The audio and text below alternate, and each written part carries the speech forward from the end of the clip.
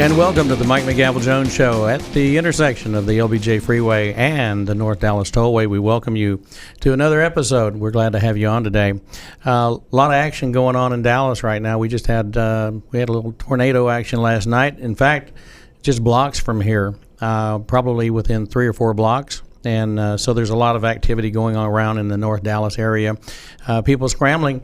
And according to what I understand, we didn't even have a fatality in this, or at least we are not aware of one yet. So that's a miracle, considering all the damage that we've seen across the North Texas area from around the I-35 corridor over to Richardson. So we want to send our thoughts and prayers out to everyone who got caught up in this and had damage to their homes and their businesses and interruption in their lives. So we'll be thinking about those folks over the coming days. Today's show, I'd like to welcome Shonda Schaefer. She is executive director of a group called Grace, and Grace is located in Grapevine, Texas. And welcome. Thank you. Glad to be here. I'm glad to have you here. We're going to have a conversation about a lot of different things. Okay, Grace is a special group to me because it's one of the fundraising benefit opportunities that I have where I can actually see the benefits of what they're doing. A lot of times you're doing a benefit auction or a fundraising auction and you're not that close to the group. They just have you come in and you don't actually see what's going on. But why don't you tell us a little bit about Grace and kind of what the mission is? Sure. Yeah. Well, again, thank you for having us here. Grace is located in Grapevine, as you mentioned. We're about 35 years old. The organization was started as a collaboration of churches that were all trying to help families that were in some type of financial crisis. Several of them were homeless, families that were living out at Lake Grapevine because they couldn't afford housing. And so they would come to the churches looking for food or clothing, and each church was able to meet a particular need, but none of them were able to meet all of the needs. So they collaborated, pulled all their resources together, different denominations, different churches in the area, and created the organization called Grace. So in the early days, it was really about food and clothing, but over the years, of course, the Grapevine area has changed considerably, but the financial needs started to become a little bit different. So we created programs around the needs of the community. We now have a full self-serve, self-selection food pantry, just like a little grocery store, that serves not just to get food into the hands of people who need it, but also there's an educational component on budgeting and planning meals and healthy eating, so we kind of revolve all of that. We found that there was a lot of people suffering in a financial crisis due to a medical illness, medical bills that had stacked up, or just access to care. So we rallied some volunteer physicians and created the Grace Medical Clinic. It's the only completely free, privately funded charitable medical clinic in our area for families who are either uninsured or underinsured. Mm-hmm. We also found that there were several families that had experienced homelessness, and they had made their way to an emergency shelter, but once they were ready to leave that, were not quite ready to be self-sufficient. So we created a program called Transitional Housing. Most of our families are single women with small children coming from a domestic violence background. So their issues are not just putting a roof over their head. It's about how do we get self-sufficient? How do I heal from the damage that was done?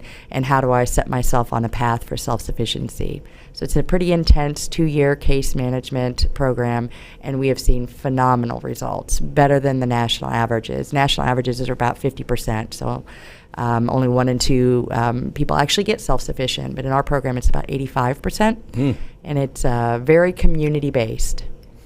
I notice you also have it's like a surplus, not a surplus, but like a store. We do. What do you call that? We have Graceful Buys resale, and that is a big part of how we fund our programs. About 20% of our programs come from our resale operation. Now, that is located on the We highway. actually have 3 stores. You do? You do. I passed one the other day, Yeah. and I haven't seen that before. Yeah, we have one in kind of North Grapevine off of Northwest Highway.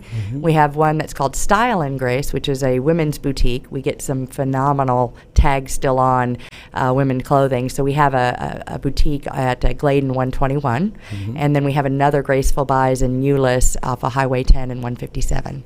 So you just moved into a new office recently. I don't know. When did that happen? We moved in at the end of last calendar year, so almost a year ago. So after our last event, of course, we had a meeting earlier this week. Yes. Actually, it was this week. Yeah. Or last week. Yep. And but I noticed it's almost like you have an entire complex started. That's exactly it. So you've got the pantry there. And what was really cool when I was parking and when I came back out to my vehicle, there were some senior ladies they had gotten food, and you could just the demeanor Yeah. of these women, they were so excited to be able to have these things and be able to not have to worry about getting them. Yeah. It was an interesting dynamic, because I just kind of read the body language, and because people forget how hard it is for seniors today to live on the incomes that they receive, which in some cases is almost nothing, and which is pretty pathetic. Yeah. But anyway, I won't get political. I tend to do that sometimes. But anyway, that was very enlightening, and the buildings are very nice and very clean, and the grounds are very nice and very clean, and then your offices have a nice conference room where you can gather and meet. It's a much nicer location than your other one. Yes. But the other one, served its purpose, for its time. But it was really great to see you. You like to see things progress. Yeah. I've been involved with Grace. How long have I been involved with Grace? Oh gosh, Mike, this is probably the 6th or 7th year. Something like that. Yeah. Yeah. And there's been some great sponsors, and I've had a lot of friends that have been involved with Grace. The Thompson Motor Group over there. They've been great supporters in the past, and have included you guys in their charitable works, and I've been involved in their golf tournament, and I get my vehicle serviced there. And so I try to support anytime there's a sponsor that's involved, and I don't even know who all our sponsors are this year. You want to? We'll talk about the event in a little bit. I want to kind of redirect for just a minute. I want to talk about you, and because anytime someone comes on this show, I'm interested in the people that are behind that make things happen, or who motivate other people to make things happen, because that's leadership, and leadership matters no matter what organization. And I highlight that all the time, whether it's our company or a 501c3 or whatever. So let's talk about you for a second. So where were you born? I was born in Iowa. I'm a good old farm girl. Iowa. Yeah, but I got to Texas as soon as I could. Yeah, that's the standard line. So what part of Iowa? I grew up right in the middle in Marshalltown, Iowa. Went to school at Iowa State. Met my husband there. We lived in Des Moines for a little bit, and it's awfully cold in the winters up there. So it was as quick as we could get down here to raise our family in the warmer weather. I've experienced that quite a bit in Iowa and Nebraska and Minnesota and Wisconsin. I didn't really know what cold was, but I know what cold is now. And I try to avoid it as much as possible. So when you were growing up, what was your family life like? It was just June Cleaver. I had a wonderful upbringing, small town in Iowa.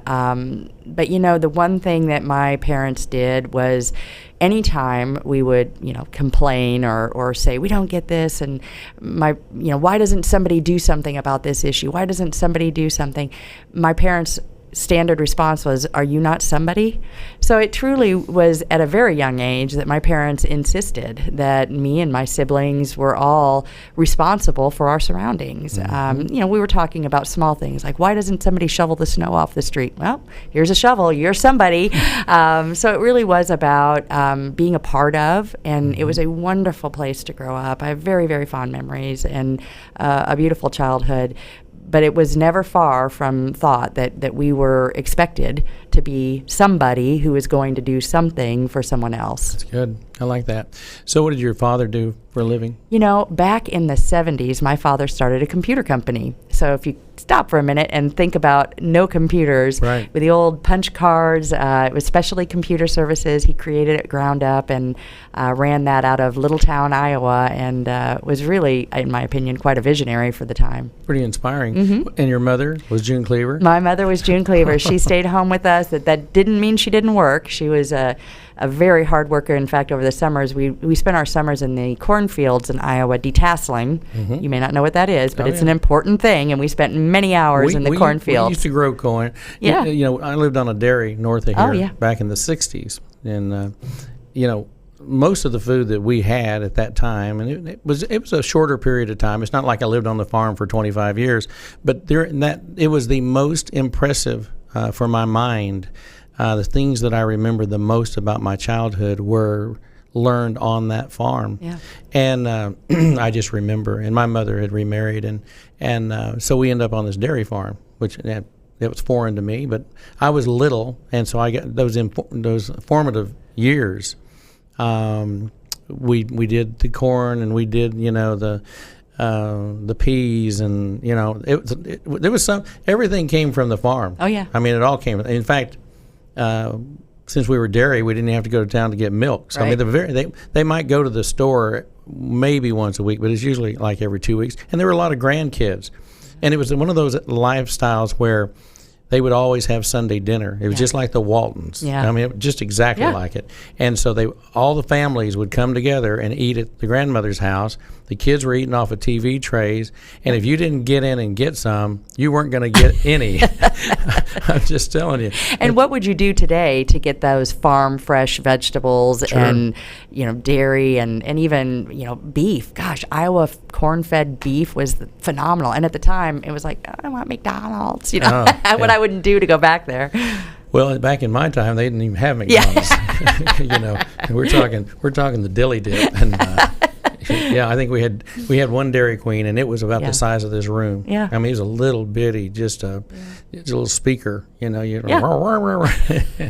But anyway, so you had a great childhood. Did you have any brothers and sisters? I did. I've got a brother. Actually, we all moved down here. I've got a brother out in Frisco and a sister in Euless. So we all got out of the cold. Yeah. Well, that's happened in most of the small towns. Yeah. It's been kind of the demise of the small town. Yeah. Everybody's trying to make a living. And, Yeah.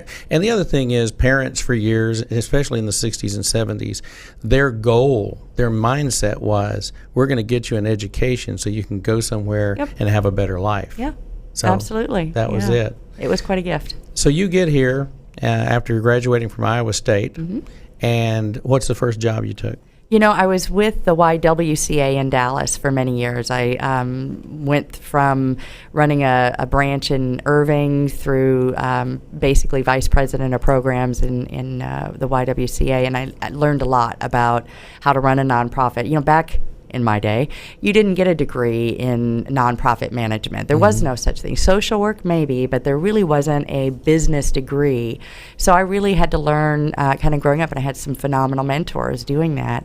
At the same time, we were starting our family in Grapevine, and my oldest son was going off to kindergarten. And of course, as a working mom, I had to find a way to be a part of. So I started with the PTA being the liaison to this small organization in Grapevine called Grace. So I was back when my oldest was in kindergarten. We were doing food drives and clothing drives, and so even though I was working in a nonprofit in Dallas, I was volunteering and staying connected to my community. So Grace was how old when you joined, do you think? Well, goodness, that would have been about 15 years, about 10 years old at the time. Yeah. So you're responsible for a lot of things, and when we try to schedule meetings, you're a busy woman, And so between my schedule, which is crazy, and your schedule, which is crazy, we try to at least cancel 4 meetings before we actually meet. But you're involved in strategic planning and fundraising and the community relations and board development and staff development, and people don't realize, I do realize because of the number of fundraising and benefit auctions that I do, I understand it, but a lot of people don't. It's like it's literally running a business. Yeah. You're running a business, but you're running all the departments and leading other people to do what they're supposed to be doing. How many people do we have working at Grace? We've got about 60 employees. It's a lot. Yeah. Yeah. And you're right. I mean, it's, you hear a lot of times we should run nonprofits like business, and I kind of roll my eyes at that because of course we do. I mean, there's a different and uniqueness about nonprofit businesses as opposed to for-profit, but we've got a $7 million annual budget and capital campaigns and activities. So yeah, I mean, and we don't have a widget to sell necessarily, but we do have work that needs to be done. So we run it like a business, and there's a lot of really good practices out there that we abide by. So I'm familiar with many of the groups that you're involved in, the United Way, I'm sure, Northeast Tarrant County. Of course, I've done some auctions for United Way over the years. In fact, our COO of our company, United Real Estate, he was the United Way chair for New Orleans and southeastern Louisiana, which is a pretty big project. Yeah. And but he's very philanthropic. He's only been with us for about 9 months, maybe 10 months.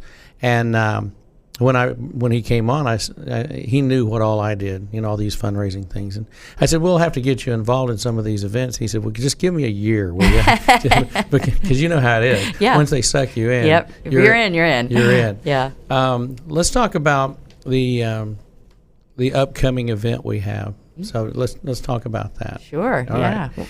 So what is our theme? Do we have a theme? This year we're really focusing on black and white and the angels that are among us. Mm-hmm. So we're talking a lot about people in our community, whether it be sponsors, donors, volunteers, or families who are working their way towards self-sufficiency. We really, if you look closely, we're just all surrounded by angels. And so we wanted to take this year's gala to really focus on that. And we call it the Grace Gala. Yeah. And we do this at the Gaylord, and we've had other venues, but we were at the Gaylord last year, and we're back again this year. Tell me how many people are involved in organizing that event. Oh my goodness, we probably. I got to tell you, I'll interrupt you just a minute. The first time I did this event, and I don't remember what year. I'm sure I've got the records of it, whether it was 6 years or 7 years, and then I've missed a couple. It's so well produced that I've used it as a symbol for other groups, and I'm actually having lunch with a lady from another Christian organization that was on my show last week. And so I was telling her about Grace. I said, you need to look into what they're doing. And there's a lot of great groups. I mean, as you know, I just did Cattle Barons Dallas over the weekend, and that's a ridiculously involved ordeal. I mean, it's that auction is like a company. Yeah. So, and that's all good, and they'll have their 2,000 or 3,000 people there. They're a one-off type organization. Yep. The great thing about that event was being finished that night and Saturday night, and the CEO of the American Cancer Society actually was in from Atlanta to watch the auction. Wow. So, he came over and we talked for a little bit, and that was really neat. And he had his pin on, his American Cancer pin. And I said, you know what? One of these days I'd like to get me one of those. And he pinned me with his pin, which I thought was pretty, it was kind of emotional for me. Yeah. But I take a lot of pride in my auctions. And I think people know that, and we do it as United Classic Auctioneers. We don't do it under our regular trade brand, which is United Real Estate, United Country Real Estate. United Classic Auctioneers is what it used to be Classic Auctioneers. And then I felt like we wanted to brand it with our mothership, so there was a blend there. But everyone matters to me. I don't take any of them for granted. And there's a bit of stress that comes with every one of them because you know that you're waiting all year long for this one deal. Yeah. Now, you got other things going. You've got a capital campaign, and you've got a big budget, and you've got money coming in. Mm-hmm. I mean, but when you look at the opportunity of how much you can do, So when I first came on with you, and we were talking about it earlier, you said that the auction was bringing in around $40,000, something like that. I mean, I remember it was pretty small, but the production was so great, and then and then how you interact with your client, the people that you're helping, that is rarely seen that way. You know what I mean? Yeah. You really, I mean, it's one thing to have somebody come on stage and everybody look at them, and it's another thing to go to the table with a microphone and a camera, and it's kind of like a woman behind the scenes, or you're a reporter talking to them, and I know you've had great support from Channel 5. They've been the MCs, and the last, as long as I can remember, I don't remember anybody else being involved, and but anyway, so you've got a lot of great support from the community. You got great support from the media, but tell me a little bit about the history of the auction, as far as kind of where, since you've been there. I mean, were you involved in the first one? I was involved as a board member, so I joined the board prior to taking on the role of CEO. But yeah, it's always been a phenomenal event. And even as a board member, I remember thinking, oh my gosh, this is a big undertaking, knowing what I know from my experience in the nonprofit. But man, the volunteers that put it together, even that first year, 16 years ago, were really dedicated and phenomenal. So we've always had good support. And early on, we had great auction items that I think, because of the love our attendees had for Grace, probably went a little over value at the time. But then as the years kind of progressed, we got a lot of new items in, and we kind of went through a little plateau, which I think is pretty normal. But having you join us and having an amazing auction committee led by Linda Warner and Davine Miller, having them get out there and get some really unique and unusual items that really you can't get in other places, having them bring those to the table, which gives you the tools to then take it to the next level. So we're now hoping for about $90,000 on our live auction. And then, of course, you helped us launch a fund-to-need portion of our event that we brought in. I believe it was just under $40,000 last year, which is phenomenal. And again, that's just people who are moved to give and support the organization. So we're hoping for at least a repeat. And I think we've got some good packages for you to sell to our group. And we've got some great attendees that I truly believe will take advantage of the opportunity to give. Well, and I think from the auctioneer's position or from the professional's position, you just have to have the money in the seats. Yeah. You have to have the right people, getting the right people, and whether it's the sponsors that are in the seats or the sponsors driving people to come, it really matters. And when you only have to be missing 3 or 4 key players for your auction to be off 10% or 15%, no doubt. Yeah. And so everything matters. Everything matters. Why don't you tell me a little bit about some of the items that you're going to have in this year's auction? I know we met last week and went over the items, and but so we can just kind of share with the folks, because people are always asking me.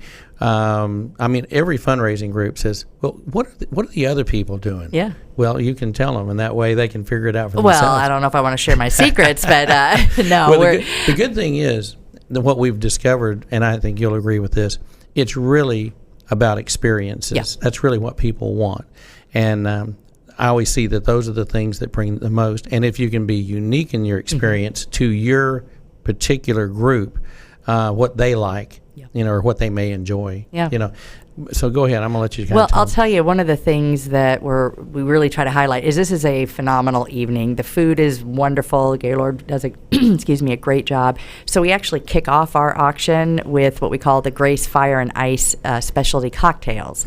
So this is kind of a little bit unusual, but we have this phenomenal certified mixologist, Ryan Reed, who's created these 2 drinks. They're called Fire and Ice, and I think one is going to smoke and one is going to sparkle. I'm not quite sure, but they're beautiful drinks, and they're delivered to your table at the gala. And last year, when we did this for the first time, you sold those 2 drinks for $4,000. So this is a little bit more than just the cocktail. This is about being spotlighted and being a part of. So we're looking forward to doing that. We've got 2 new drinks, and I think it's going to be a lot of fun. We do a dove hunt in Argentina that goes really well. This year we've got a retro arcade game, the big game that's got all the old type, back when we were meeting at the Pizza Hut or whatever. We've got one of those that we're going to put out there, which again is somewhat unique. You can't really I think it's great. find that. Something different. Yeah, we've got a couple of tickets on Holland America, a beautiful cruise, 7-day cruise. This next one is Cowboy Chef Newton. I don't know if you're familiar, but he was on the Iron Chef, Master Chef season 8. He's a local guy, but he has a phenomenal stage presence, so he'll be joining this. But he's going to give away a private dinner for 10 with him and all of, even at his ranch, I believe. And then we've got Fontainebleau in Miami with some American Airlines miles. The Gaylord is actually giving us a ultimate ice party where you and 8 people, or you and 7 guests, are going to have dinner at the steakhouse and then go to ice, their display out there as a VIP, and spend the night out at Gaylord. We've got this great sports fishing and golf combo at a place in Cabo called Red Rum. That is going to be a lot of fun to see who gets that. Corinthian Wellness Spa in South Lake has been a long-term supporter of ours, and they've got a beautiful package with Kristen Nightingale that I think will go very well, because there's a lot of women that are familiar with those procedures. But I think probably the 2 highlights for the night, we have 7 nights at the Banyan Tree in Mayakoba with American Airlines miles. So you'd be able to spend the 7 nights at this amazing facility. In fact, I just can't wait to see it, but there's a private rooftop swimming pool along with all the amenities there. So that one will be a lot of fun to see. BNSF is giving their rail car experience on their campus, which is phenomenal. Let's talk about that one just a minute, because I used to sell this. I used to do an event years ago for a group called Communities in Schools. And it wasn't a big event. It was a relatively small event, but, Ebby Halliday was behind it for several years, and Ross Perot was behind it. It was those types of people who would be the honorary chair. And but I remember selling the rail car experience, and this was before Berkshire Hathaway and Buffett bought them. And but I would only see it, every once in a while. You wouldn't see it a lot. You'd see it a little bit. And now I see it even less. So it's a really unique experience. And so kind of tell them, the folks, a little bit more about what it is. It's a vintage rail car. Exactly. And it's on the campus, which is located where? It's over in the Alliance area. Okay, near the Alliance area, near the Alliance Airport area. And so they have this stationary car, but it is turn of the century. It's old, and it's been totally restored. It's a magnificent structure. I mean, you almost feel like you're in a movie set or a time gone by. And so you and how many? 16. 16. So 16 folks are going to get to go do a private dining experience in the dining car. So that's, I think it's one of the cooler things. Just because it's different. It's not something, and it's not that available. Right. In fact, we've been so blessed, so many great people involved at Grace, but Matt and Lisa Rose have been volunteers and supporters, and of course Matt has retired, but Carl, who's the new CEO over there, actually won one of our cars at a gala years ago before he was CEO of BNSF. But so we've got a few tie-ins there, and right now our board president is Paul Bischler, who also is an executive over at BNSF. So we're kind of tied in, and I certainly appreciate their support, but they really aren't giving away that experience very often, and if they do, it's usually just for 8 people. But Paul and Carl kind of helped us out there by getting us for 16, and it is something I have yet to go. Every year we sell it, I keep telling the winner, I'm available. And I've yet to get my invitation, but it does, from everything I've seen, pictures and other people who have done it, say it's really an experience you want to try to get to. That's cool. Yeah. So, all right, tell me what else you got. I think the other big highlight, and this is new to us this year, is a golf cart. Grapevine golf cars have been incredibly generous by giving us a 4-passenger EasyGeo PTV. And we've got it all wrapped up with gala logos, and it'll be there that night. I think we've got a lot of folks that are in the audience that live out at the Vaquero area, and so they like driving around in those golf carts, and of course golfers.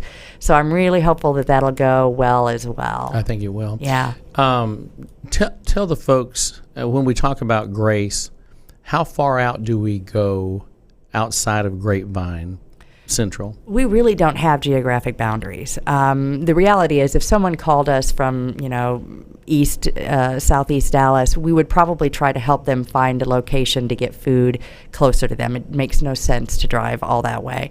But if they show up on our doorstep, it doesn't matter where they're from. We're gonna share whatever we can. Our philosophy is sometimes a little different than a lot of other organizations in that we recognize how much incredible courage you must have to muster to walk in the door and ask someone for something as basic as food.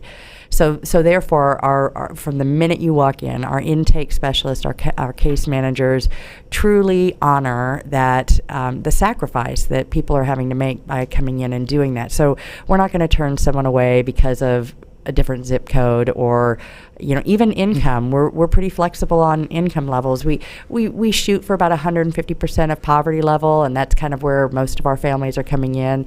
But the reality is, you may have made a decent salary last year and still are at a point where you can't put food on the table.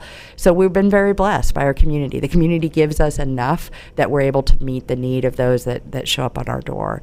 So even though we really have most of our clients in Northeast Tarrant County, we have several, especially for our medical clinic, because there just isn't access to any other charitable care. If they're not certified in one of the county healthcare systems, we're pretty much it. We're the medical home for people who have access to no other health care.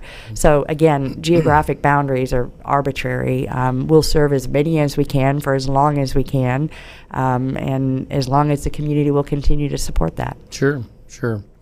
Well, you're blessed that you are in Grapevine, Texas, too, because you've got Grapevine, South Lake, that whole area, Flower Mound, everything around the DFW airport. It's just always growing. There's always something going on. Grapevine has one of the most vital downtowns I've ever seen. I grew up in the 60s where I would go to Grapevine with my uncle, who drove a welding truck, and Grapevine was on his route. And so we would leave Gainesville and go to Louisville and then work our way down to Grapevine. There was no South Lake. Right. South Lake didn't exist. Colleyville was, might have been maybe a county road, but there was not one business all the way to the Texas Motor Speedway except for one welding shop, and that was a 2-lane road. And I can still remember being at the mill in downtown Grapevine, and we would call on that. So that's how I spent a lot of my summers. But I mean, Grapevine has been so great about keeping the look and the feel. And I know that a lot of people that are trying to develop and build things, they have a hard time with code, and they have a hard time with planning and management. I know, some cities just tear everything down, and to their own demise. Now, Grapevine has not done that. They're very good about taking care of their historic buildings and keeping the look and the feel. And I think that will benefit them forever, because when they have the wine event, or when they have whatever they're having. I mean, I drove through there, yesterday or the day before. I drove through Grapevine, and it was vital. I mean, it was active. There were people everywhere. The parking lots were full. The street was full, and that says a lot about them. That says a lot about a town and a city. And so you couldn't be in a better place, I don't think. But then people forget about the needs, and they forget about the fact that Texas is always growing, and we have all this influx of different ethnicities and just the different lifestyles, And so then when you look at, you can look at a city and it looks very pretty. Yeah. And they're building a new building on every corner. But you don't have to go but 3 blocks to find out that it's not all that way. Right. And so... well, the reality is, and I'm sure you know this, 80% of U.S. citizens have less than $2,000 in savings. I mean, 80%. So most of the families that we deal with are maybe not chronically poor or impoverished. These are working class, hard working people that have experienced something unexpected. The car broke down, a medical bill, and those small little crises can spiral very quickly if you don't have that kind of cushion. We call it the lack of slack in your budget. If there's something that comes up and you don't have enough slack in your budget to meet that crisis, it can spiral very quickly. So if someone wanted to help, if somebody wanted to donate, if they wanted to make a donation, or if they wanted to pledge on a regular basis to help Grace, how would they go about doing that? Oh, I'd love to have them visit our website, which is gracegravine.org. You can click there to be linked to our gracegala.org site, which is, of course, the event on Saturday. We'd love to have people there. I think Wednesday's our cutoff, so if you can get a ticket today, that would be great. If not, we can even we actually have set it up to do absentee bidders because our silent auction is on mobile. So if you email us, we can get you a link to be able to bid, even if you're not at the event. But of course, on our main page, there is a Donate Now section that you can contribute financially. But I'll tell you, we need all the financial donors we can get, that's for darn sure. But Grace sustains on in-kind and the talent and the time. We have literally 5,000 plus volunteers a year that support our organization in a variety of different levels, from the volunteer case manager who comes in every week and sits and works with clients, through our board of directors are volunteers. We have our medical staff is completely volunteers. All the doctors, physicians, specialists are all volunteers. So there's a lot of need, and I'll be real honest with you, I have yet to come across someone who says, I really believe in your mission and I want to do whatever I can. I've yet to meet that person that we can't find a good connection. It might take us a little bit to figure out what your gifts are and what you're willing to contribute, but we've got some phenomenal staff who are pretty skilled at that, being able to understand what you've got in terms of time and talent and resources and connect that to our mission. So how much is a ticket to the gala? The tickets individually are $375. You can buy a table of 10 for $3,500, and of course our sponsorship levels go up from there. Do you want to drop some names on sponsors this year? People that have made some corporate sponsorships. Sure. This is, I believe, our 12th year of having the Ken Thompson Group at Classic Chevrolet as our title sponsor. And if you have yet to meet Ken Thompson, that is a gentleman you want to swing by and meet. He is so phenomenal. And of course, Tom Durant and Susan Durant are amazing, but they've been long-term supporters, even outside of the gala. They do a phenomenal financial gift, but they're just kind of always there. In fact, a lot of our clients we take over there if they've got a car that they need to be either worked on or replaced, and they do a great job. We also have Scott Simmons Homes, has been a second year sponsor of our VIP party, and he's amazing, really generous heart. And then Berkey's, which is air conditioning, plumbing, and electric. They do all of our properties and are a sponsor of the gala. And this year we've got Atmos Energy is going to be, actually not just this year, they were last year and in previous years. And they do not just the financial donations to the gala, but we're actually working with them on being able to access their charitable utility assistance. So when our families are coming in with issues, we can maybe help pay an Atmos bill through that funding. Well, so we always have to do a shout out to Atmos, because when I say we, I'm talking about United Real Estate and the United Real Estate brands. We are located in the Atmos Energy building, which is building 3 here at Lincoln Center. So, and you know what? Next year's gala chair is Vic and Tina DiVincenzo, and Vic is upstairs. He's an executive at Atmos right now. So I tried calling him down here, but he was a little busy. I think after the storms, they're probably a little busy today. I think people would be mad if he was down here. I suppose so. What's he doing down there? I don't have any electricity, no power.